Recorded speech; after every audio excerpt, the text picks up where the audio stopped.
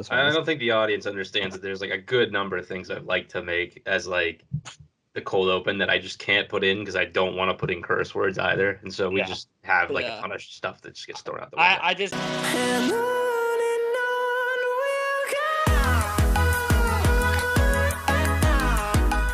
Welcome to another episode of Boom or Bust, a draft show. Max Chadwick alongside Nick Merriam and Donny Clemons. So we're going over another scouting report video. Another one is highly requested. North Carolina State offensive tackle Ikem Ekwonu. His scouting report, strengths, weaknesses, player comp, ranking, team fit, so much more. Before we start the video, please like and subscribe to the channel. Turn on notifications. Hit that bell. Be sure to follow our Twitter, Instagram, TikTok at Boom or Bust Draft. Follow us on Twitter too, at Chad_Maxwick, at Nickel Sports, at Pick and Spreads, and also at Pick and Spreads on TikTok as well. And of course, follow us on YouTube, subscribe on YouTube. We're on anywhere you get podcasts as well, Apple, Spotify, Google, wherever, and check out the merch store. So let's go over Ikem Ekwonu. He is a junior, 6'4", 320 pounds, former 3-star recruit, number 612 overall, the number 36 offensive guard in the class of 2019 coming out of North Carolina, and he was a unanimous first-team All-American this season. So, Donnie, when you watch Ekwonu, what do you like the most? He tries to kill people. I mean, we kind of said the same thing about, like, Mekhi Becton and Tevin Jenkins. Like, these guys are, like, they are mean. Like, they are just mean people, and they block, like, super, super mean. Like, they act like a bully, which I love it. Like, if you're an offensive tackle or an offensive guard or something, I want you to be mean. I want you to have a high motor. I want you to go as hard as possible. I want you to use your raw power and raw athleticism and just bully the defensive linemen and linebackers if you go into the second part of the field. But he's just a bully, man. Like, he'll push people to the ground. He will push you onto the ground and then use your body and shove him up. Like, he will get flags in the NFL. He'll get taunting calls. He'll get unnecessary roughness calls. And I don't care because he's so dang good at football. Amazing run blocker, one of the best run blockers in this entire draft. I know I said Tyler Linderbaum was the best run blocker. The only other person who probably has an argument against him is probably Ikem Ekwonu, and he might arguably be a better one because he plays a more important position. And so actually, speaking of that, played guard for the majority of his career,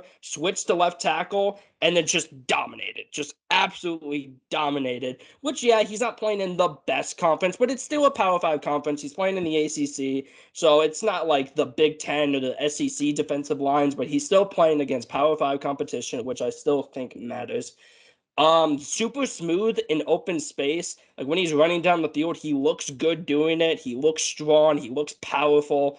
And there's nothing really much to add on. I think his pass protection got a ton better this year. In previous years, it was really bad. Switched over to the left tackle and was good. I'm not going to say he was elite at pass protecting, but he was good. But as a run blocker, no, this guy is just think of Tevin Jenkins, but just meaner and just more athletic and bigger and stronger. Just think of better Tevin Jenkins. That's what he is. Donnie throwing out the comp early in the video. Yeah. Yeah, as a run blocker, he was absolutely a menace this year. I mean, the guy was just unbelievable in space, downhill, working vertically, finding work outside of, the pocket or outside of the tackle box was unreal. I think winning that first contact, much like Evan Neal, we'll talk about more comparisons with that in the weaknesses.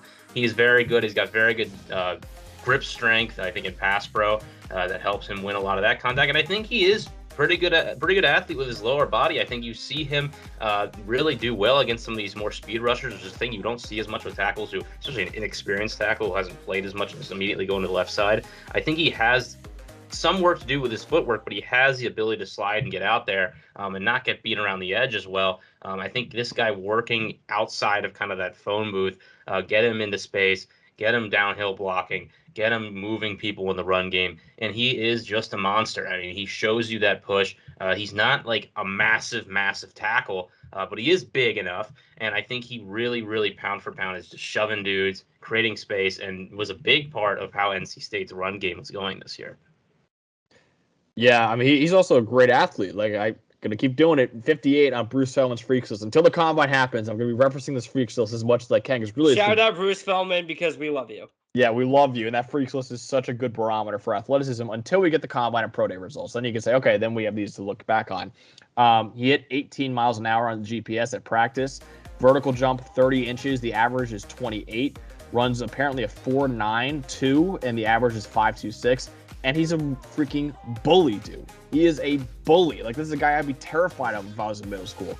There's one play that I'm going to try to get in there. And the broadcast footage, unfortunately, probably couldn't catch it. But there's one play where he throws the guy to the ground, and then the running back is going for a touchdown like 20 yards downfield, and another defender is just like jogging along because he knows the play's over. And Ekwonu just freaking elbows him again. Like, it just throws him to the sideline. Like, dude, you did not need to hit that guy, but he still hit him, and he's a bully, and there's virtually no flag on the play. But this guy's just a mean player, which I freaking love. I love that in an offensive lineman who just is offended that you're even trying to tackle his ball carrier. That's the way that Ikem Ekwonu plays, and I love that. Just an absolute mauler. I think he is the best run blocker in this class. I think Tyler Linderbaum has an argument, but I think Ikem Ekwonu, with what he showed on tape this year, is the best run blocker in this draft. Like I said, the mentality that coaches are just going to fall in love with. He wants to destroy whoever's in front of him. He improved in pass pro this season, too. I think there's a major concern earlier, and I think he really got a lot better. His anchor is fantastic in pass pro. There's no chance that you're walking this guy backward. Like, he is able to immediately just shove guys away from him in pass pro, which I think is so impressive. Unbelievable in his zone blocking scheme. I think he's the best zone blocker in this draft, even above Tyler Linderbaum, who is a fantastic zone blocker as well. And he's versatile. I think he's a guy who could play guard or tackle when he gets to the NFL. But, Nick, what are the weaknesses that you see with Ikem Ekwonu? So he improved in pass pro, but there are a couple things I think that clearly stand out to me that are issues. Mm-hmm. One is, yes, his anchor is good, but he is kind of bending in the wrong places. He doesn't get as low as I like to see him get, and there are times where he is quite literally blocking with his back, which is not we talked about this in previous videos, maybe haven't really brought it up since last year, but like if you are bending backwards as a tackle, and it's not because you've pushed your hips through and you have your feet underneath you, it means you're holding up with your back, which long-term leads to injuries. You know, it's not a really safe way to be blocking. But outside of that, I think I talked about his sliding. His footwork isn't perfect, but he can get out there. But it's kind of the opposite of what you're seeing with a lot of these tackles these days, where you see guys who are able to kind of deal with the more power rushers and they can get beat around the edge. I think he does a good job not getting beaten around the edge, but when you give him a more technical pass rusher, a guy who's active with his hands, a guy who can get past that first contact, he struggles a little bit. And I think we kind of talked about this with Evan Neal. If he engages with a guy and he's not in the best position, he has a hard time adjusting to get into the right position, and he loses the rep. And I think another thing that goes along with that is he's trying to always win the same way. He's trying to get his hands in the perfect spot. Because the edge rusher knows that he's going for the chest every single time, there are opportunities for more technical and more power pass rushers to counter that and find other ways to win at the point of contact. And that's the thing that comes with development, that comes with playing more tackle, which at the next level, if he gets drafted to play tackle, will happen. But at the moment, there's some development that needs to be had. And it's something that can come easily. And with the ceiling in the run game that I think he has, and really it's a floor, because I think you can expect it, especially in the zone scheme, that he'll be that good. It's not the biggest focus when you look at this guy's game, but overall there are some pass pro things that need to be worked out. Yeah, literally. The first thing in my notes right here is that he uses his back whenever he's in pass pro, which is the last thing I want, because like Nick said, it can take years off your game because of injuries, because you should be blocking with your hips and your butt instead of your back. I was an offensive lineman in high school, so I had to be forced to teach that. We needed an offensive lineman on the show. Not enough of that. Yeah. Tight end, moved offensive line. But anyway, also another weakness I have, lack of starts at left tackle. Only played one season there, and yes, he was extremely dominant. But what I will say is that I feel like, maybe this is just me, as the year went on, I feel like he got worse. Like, and I'm not saying he was bad, but it felt like right away he was like, holy crap, this guy is like insane. And then slowly he got a little bit worse and worse and worse. And he was never bad at any point, but there were moments towards the end of the season where I was like, ooh, what are you doing there? So yeah, he technique issues that can still be fixed. I think his footwork is actually That's the thing with this class. Most of these guys' footworks in this class to me is just really not that good, except for Linderbaum. And outside of that, I feel like the majority of this class just doesn't really have that great of footwork. His hand placement is kind of whatever. And like Nick said, and this is great shot by you. Technical guys are going to kill this guy because if you can get past his first hand placement, he is going to struggle every single snap, which. Unfortunately, there's a lot of those guys in the NFL that are super technical, especially some of the older guys. So some of those older guys are going to give him fits. I also feel like he uses his raw athleticism and power more often than he should. And what I mean by that is that he should be using that hand placement, and he should be. Wait, I'm sorry, I just blanked for a second. Sorry. He should be using his hands a lot better. He should be using his feet and hips a lot better, and he just really isn't. He's just kind of relying on that raw athleticism and power, which works in college. It's not really going to fly in the NFL, so improve that, and he can be an elite tackle in the league. Yeah, I actually had that written down too, of the back thing, where I think this guy is not, his bend isn't as good as you want in a tackle. He doesn't really sink his hips as much either. I didn't play offensive tackle or offensive line at all, but I like, there's something that I noticed too, which, if I'm noticing it at offensive line, then there might be an issue there. But the pass pro improved. He still needs work. He's prone to, I think, oversetting too, where I think he wants to get quickly to the edge as quick as possible. But then rushers get inside on him too, which is an issue. I think I've seen a lot of that this year, where he's just going as far as he can outside, and then edge rushers go inside on him. Lack of length too. He's only 6'4", which allows defenders to get hands on him first, which you see so often, which is why defenders can beat him on contact sometimes, is because they're getting into his chest a lot. Lateral mobility isn't great in pass pro when the defenders cross his face, so his recovery when defenders go inside on him isn't as good as you'd want from a franchise offensive tackle, as a lot of people are calling him. I think he's okay in a gap blocking scheme. He goes for the kill shot a lot like Evan Neal as well, where he either murders you or misses completely. He's a very aggressive player, both in pass protection and as a run blocker. And he might be better suited as a guard at the next level. I know he's played a lot of tackle at NC State, but he might be better suited with those traits at guard at the next level. But Donnie, what do you think about Ikem Ekwonu overall? Ranking for you, player comp, team fit. What do you think about Ekwonu? So currently, I think he's currently my tackle one in this draft ahead of Evan Neal. I think he's a bit better day one than Evan Neal, which I do value a lot in this tackle class, because if you're being taken that highly, I don't really want to take a shot on you. I kind of want a guy who can just be good right away, and I think Ikem Ekwonu is good right away. Currently number 7 on my big board, like I said, my offensive tackle 1, my second offensive lineman behind Linderbaum, like I said in the Linderbaum video that was posted not that long ago. So my comp, I kind of mentioned it earlier, but just imagine Tevin Jenkins just on steroids. That's basically what Ikem Ekwonu is. I think he's a little bit stronger. He's more powerful. He's more athletic. Better in pass pro, because Tevin Jenkins, a good example was that game against Oklahoma last year when he went up against Ronnie Perkins, and Ronnie Perkins literally threw him to the ground.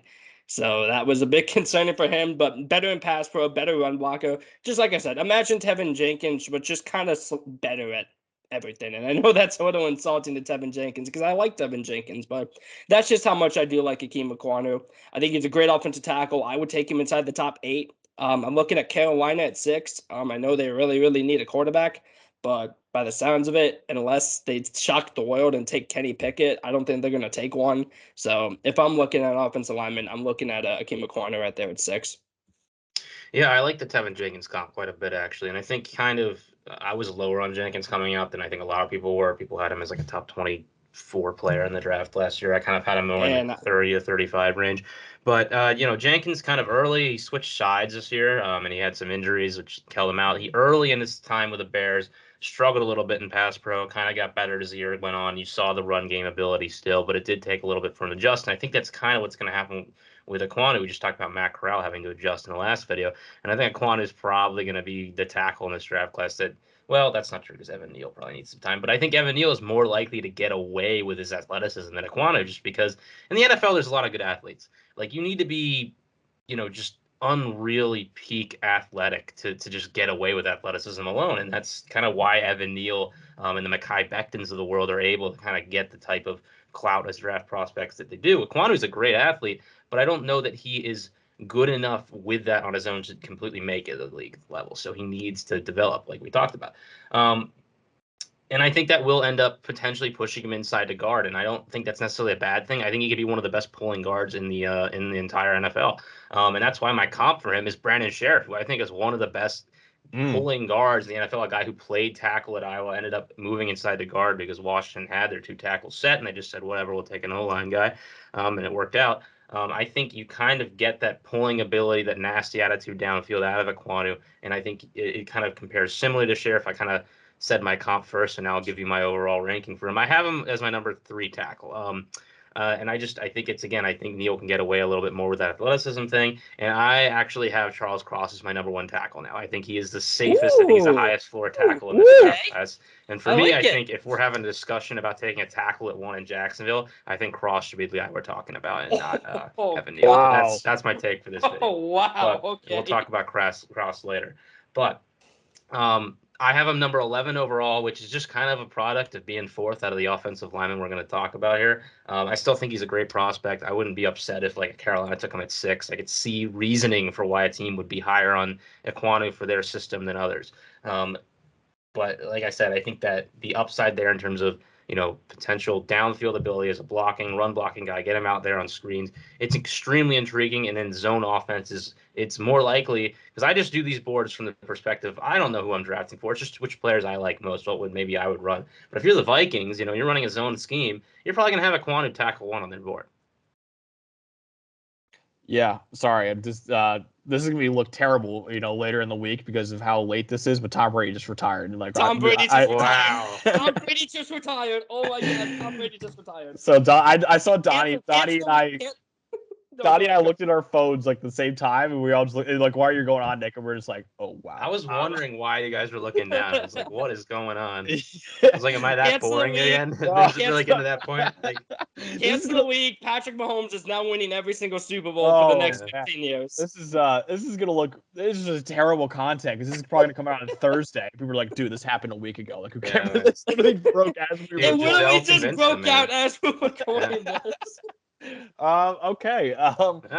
That's interesting, fun. Yeah, whatever. That's the greatest player ever retiring, or we're talking about it. He's just done. I know we're a draft podcast, but we're sorry. We're also NFL fans too, and I guess Tom Brady has blessed this video, so now according to Donnie, Ekwonu is going to be the greatest football player of all time. Yes. Orlando Pace. Orlando Pace is a nobody compared to Ikem Ekwonu. Okay.